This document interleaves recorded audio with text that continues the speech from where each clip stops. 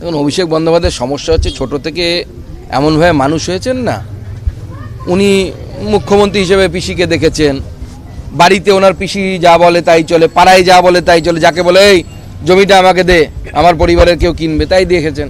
উনি ভাবছেন গোটা দেশটা মনে হয় ওনার পৈতৃক জমিদারি। আপনার কথায় নির্বাচন কমিশন চলবে? নির্বাচন কমিশনের কাজ হচ্ছে ত্রুটিমুক্ত ভোটার তালিকা তৈরি করা। কে বাংলাদেশি কে সেটা দেখার তো নির্বাচন কমিশনের কাজ না। নির্বাচন কমিশন ত্রুটিমুক্ত ভোটার তালিকা তৈরি করছে, ভারতীয় নাগরিকরা যেন ভোট দিতে পারে, যারা ভারতীয় নাগরিক নয় তারা ভোট দিতে পারে না। এটা হচ্ছে নির্বাচন কমিশনের কাজ। আপনি বলুন যে নির্বাচন কমিশন কি তার কাজের বাইরে গিয়ে কোনো কাজ করছে? কোন জায়গায় ভুল হচ্ছে সেটা তুলে ধরুন ক্ষমতা থাকলে, যুক্তি দিয়ে কথা বলুন। যুক্তি কোথায় আপনার কথা? আপনার কথায় তো যুক্তি নেই। যাত্রা বলার ডায়লগ দিচ্ছেন, চিতপুরে যান না, ভালো চলবে, খাবে, জিম টিম করেছেন, ফসা টসা দেখতে আছেন, ভালো চলবে, রাজার পাট পেয়ে যাবেন, যান ওখানে গিয়ে করুন।